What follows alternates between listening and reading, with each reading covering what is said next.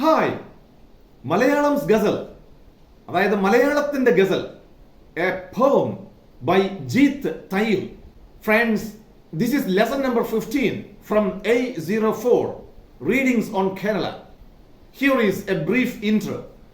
Jeet Thayyil is a poet, novelist and guitarist from Kerala. കേരളീയനായ ഒരു പ്രസിദ്ധനായിട്ടുള്ള കവിയും നോവലിസ്റ്റും ഒരു സംഗീതജ്ഞനുമാണ് ജീത്ത് Thayyil. He writes in English and has won several awards. ധാരാളം അവാർഡുകൾ ലഭിച്ചിട്ടുള്ള അദ്ദേഹം പ്രധാനമായും എഴുതുന്നത് ഇംഗ്ലീഷിലാണ്. Malayalam's ghazal is a short poem of 14 lines.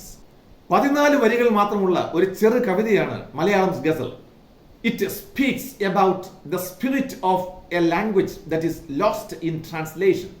മറ്റൊരു ഭാഷയിലേക്ക് കൃതികൾ മൊഴിമാറ്റം നടത്തുമ്പോൾ മൂലകൃതിയുടെ ആത്മാവ് ചോർന്നു പോകുന്നതിനെ പറ്റിയാണ് ഈ കവിത. The poem shows how a bilingual writer fails to find an apt word during translation. രണ്ട് ഭാഷകൾ ഒരേപോലെ കൈകാര്യം ചെയ്യുന്ന ഒരു എഴുത്തുകാരൻ സാഹിത്യകൃതികൾ വിവർത്തനം ചെയ്യുമ്പോൾ ചില പദങ്ങൾക്ക് ശരിയായ വാക്കുകൾ കിട്ടാതെ വിഷമിക്കുന്നത് നമുക്ക് ഈ കവിതയിൽ കാണാം.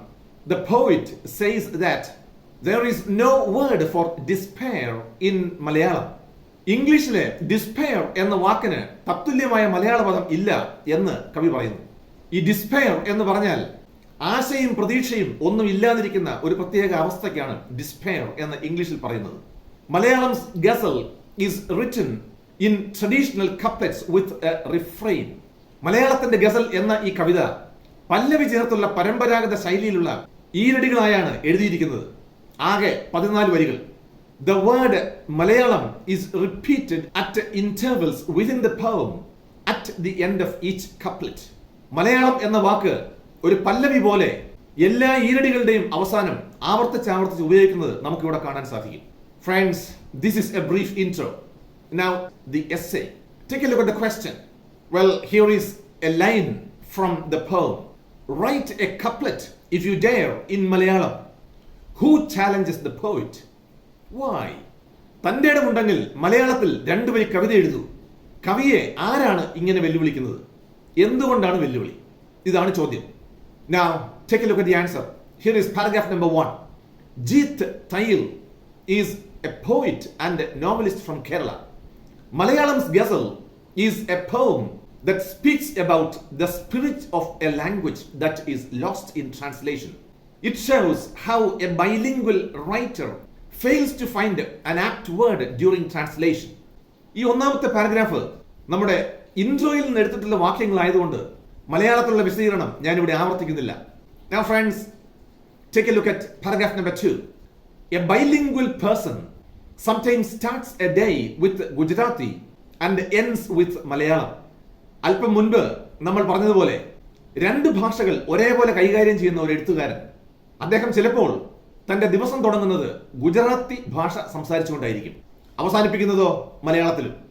He opens his hair at night in Malayalam. രാത്രിയിൽ തന്റെ മുടിക്കെട്ട് അഴിക്കുന്നത് ഉറപ്പായിട്ടും മലയാളത്തിലായിരിക്കും. The poet says that there are no apt words for some English words.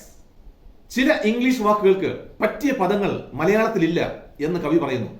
For example, there is no word for despair in Malayalam. ഉദാഹരണത്തിന് ഇംഗ്ലീഷിലെ despair എന്ന വാക്കിന് തത്തുല്യമായി മലയാളത്തിൽ ഒറ്റ പദം ഇല്ല. Each language has its own identity and depth. ഓരോ ഭാഷയ്ക്കും അതിൻ്റെതായ സവിശേഷതകളുണ്ട്. The poet tries to understand his land of birth sitting in the rooms of English. English മുറികളിൽ ഇരുന്നു കൊണ്ടാണ് കവി തന്റെ സ്വന്തം ജന്മനാടിനെ മനസ്സിലാക്കാൻ ശ്രമിക്കുന്നത്. Well, this is paragraph number 2. Now take a look at paragraph number 3. To understand symmetry, one should understand Kerala. അംഗപ്പൊരുത്തം, അതായത് symmetry മനസ്സിലാക്കണമെങ്കിൽ കേരളത്തെ മനസ്സിലാക്കിയാൽ മതി. Malayalam is the longest palindrome as the name of a language. ലോകത്തിലെ ഭാഷകളുടെ പേരെടുത്താൽ ഏറ്റവും നീളം കൂടിയ പാലിൻഡ്രോം മലയാളം ആണ്. അതായത് തിരിച്ചും മറിച്ചും എങ്ങനെ വായിച്ചാലും മലയാളം, അതാണ് palindrome. When you have been in the rooms of English for long, you should open the windows, to the fresh air of Malayalam. English മുറികളിൽ ദീർഘകാലം ഇരുന്നു കഴിയുമ്പോൾ ഇടയ്ക്കിടയ്ക്ക് ജനാലയൊക്കെ തുറന്ന് നമ്മുടെ മലയാളത്തിന്റെ ശുദ്ധവായു ഒന്ന് ശ്വസിക്കണം. Poetry is the school of lost languages. നഷ്ടഭാഷകളുടെ വിദ്യാലയമാണ് Kavitha.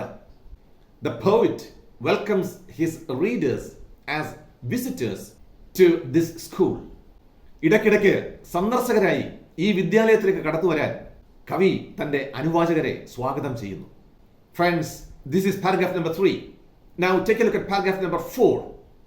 World literature comes to Malayalam through translations. വിവർത്തനങ്ങളിലൂടെയാണ് വിശ്വസാഹിത്യം മലയാളക്കരയിലെത്തുന്നത്. The poet greets his ancestors, scholars and linguists. തന്റെ പൂർവികരെയും പണ്ഡിതരെയും ഭാഷാ പണ്ഡിതന്മാരെയും ഒക്കെ കവി അഭിവാദ്യം ചെയ്യുന്നു. He remembers that his father used to recite Baudelaire in Malayalam. French കവിയായ ബോഡ്ലെയറിന്റെ കവിതകൾ തന്റെ അച്ഛൻ മലയാളത്തിൽ വായിച്ചിരുന്നത് അദ്ദേഹം ഓർക്കുന്നു.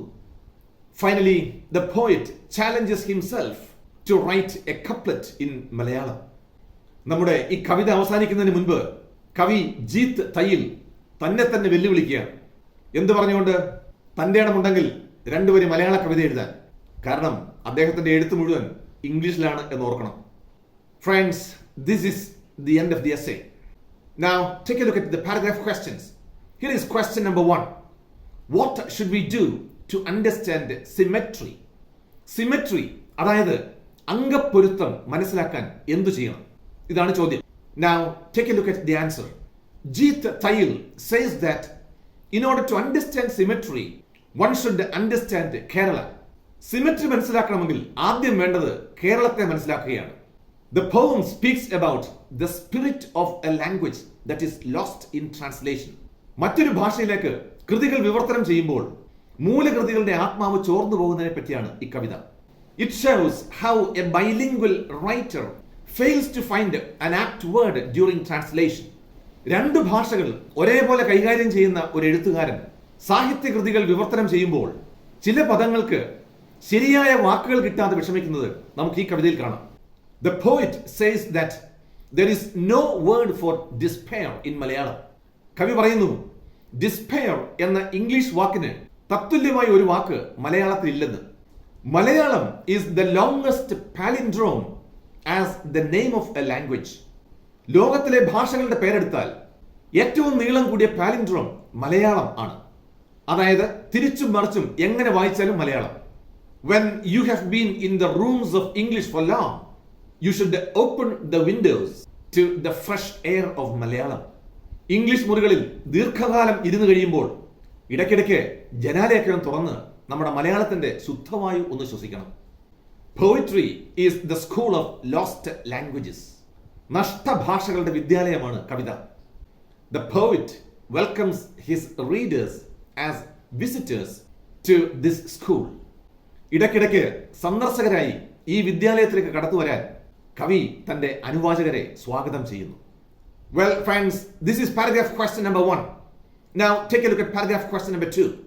Why does the poet say that there is no word for despair in Malayalam? Despair എന്ന ഇംഗ്ലീഷ് പദത്തിന് തുല്യമായ ഒരു പദം മലയാളത്തിലില്ല എന്ന് കവി പറയാൻ കാരണം എന്താണ്? Now here is the answer. In the poem Malayalam's Ghazal, Jeet Thayyil says that there is no word for despair in Malayalam. നമ്മുടെ കവി ജീത്ത് തയ്യിൽ പറയുന്നത് despair എന്ന ഇംഗ്ലീഷ് വാക്കിന് തുല്യമായ മലയാള പദം ഇല്ലെന്നാണ്. The poem speaks about the spirit of a language that is lost in translation. മറ്റൊരു ഭാഷയിലേക്ക് കൃതികൾ വിവർത്തനം ചെയ്യുമ്പോൾ മൂലകൃതികളുടെ ആത്മാവ് ചോർന്നു പോകുന്നതിനെ പറ്റിയാണ് ഈ കവിത. It shows how a bilingual writer fails to find an apt word during translation. രണ്ട് ഭാഷകൾ ഒരേപോലെ കൈകാര്യം ചെയ്യുന്ന ഒരു എഴുത്തുകാരൻ സാഹിത്യകൃതികൾ വിവർത്തനം ചെയ്യുമ്പോൾ ചില പദങ്ങൾക്ക് ശരിയായ വാക്കുകൾ കിട്ടാതെ വിഷമിക്കുന്നത് നമുക്ക് ഈ കവിതയിൽ കാണാം. A bilingual person sometimes starts a day with Gujarati and ends with Malayalam. രണ്ട് ഭാഷകൾ ഒരേപോലെ കൈകാര്യം ചെയ്യുന്ന ഒരു എഴുത്തുകാരൻ അദ്ദേഹം ചിലപ്പോൾ തന്റെ ദിവസം തുടങ്ങുന്നത് ഗുജറാത്തി ഭാഷ സംസാരിച്ചുകൊണ്ടായിരിക്കും, അവസാനിപ്പിക്കുന്നതോ മലയാളത്തിലും. He opens his hair at night in Malayalam. രാത്രിയിൽ തന്റെ മുടിക്കെട്ട് അഴിക്കുന്നത് ഉറപ്പായിട്ടും മലയാളത്തിലായിരിക്കും. The poet says that there are no apt words for some English words. ചില ഇംഗ്ലീഷ് വാക്കുകൾക്ക് പറ്റിയ പദങ്ങൾ മലയാളത്തിലില്ല എന്ന് കവി പറയുന്നു. Each language has its own identity and depth. ഓരോ ഭാഷയ്ക്കും അതിൻ്റെതായ സവിശേഷതകളുണ്ട്. Well, friends, this is answer to paragraph question number 2. Now take a look at the last paragraph question. Here is a line from the poem. When you have been too long in the rooms of English, what should be done to get relaxation? English മുറികളിൽ ഏറെ നാൾ കഴിഞ്ഞുകൂടുമ്പോൾ അല്പം ആശ്വാസം കിട്ടാൻ എന്ത് ചെയ്യണമെന്നാണ് കവി പറയുന്നത്? ഇതാണ് ചോദ്യം. Now take a look at the answer. When a person has been in the rooms of English for long, he should open the windows to the fresh air of Malayalam. English മുറികളിൽ തന്നെ ഏറെ നാൾ ഇരിക്കുമ്പോൾ ഇടയ്ക്കിടെ ജനാലകൾ തുറന്ന് നമ്മുടെ മലയാളത്തിന്റെ ശുദ്ധവായു അല്പം ഒന്ന് ശ്വസിക്കണം. The poem speaks about the spirit of a language that is lost in translation. മറ്റൊരു ഭാഷയിലേക്ക് കൃതികൾ വിവർത്തനം ചെയ്യുമ്പോൾ മൂലകൃതികളുടെ ആത്മാവ് ചോർന്നു പോകുന്നതിനെ പറ്റിയാണ് ഈ കവിത. It shows how a bilingual writer fails to find an apt word during translation. രണ്ട് ഭാഷകൾ ഒരേപോലെ കൈകാര്യം ചെയ്യുന്ന ഒരു എഴുത്തുകാരൻ സാഹിത്യകൃതികൾ വിവർത്തനം ചെയ്യുമ്പോൾ ചില പദങ്ങൾക്ക് ശരിയായ വാക്കുകൾ കിട്ടാതെ വിഷമിക്കുന്നത് നമുക്ക് ഈ കവിതയിൽ കാണാം. Poetry is the school of lost languages. നഷ്ടഭാഷകളുടെ വിദ്യാലയമാണ് Kavitha. The poet welcomes his readers as visitors to this school. ഇടയ്ക്കിടയ്ക്ക് സന്ദർശകരായി ഈ വിദ്യാലയത്തിലേക്ക് കടന്നു വരാൻ കവി തന്റെ അനുവാചകരെ സ്വാഗതം ചെയ്യുന്നു. World literature comes to Malayalam through translations.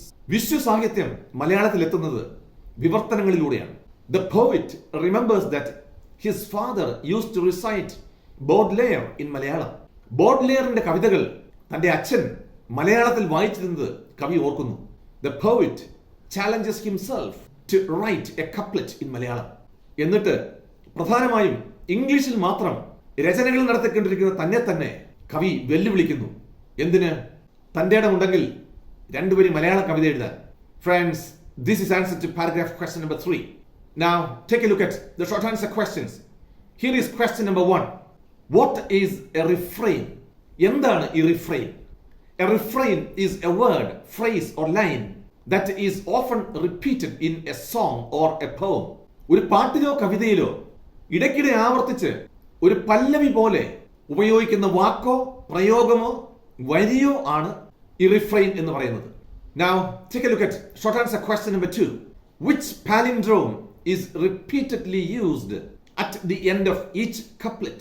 ഈ കവിതയിൽ ഏത് പാലിൻഡ്രോം ആണ് ഓരോ ഈരടിയുടെയും അവസാനം ആവർത്തിച്ചുപയോഗിക്കുന്നത്?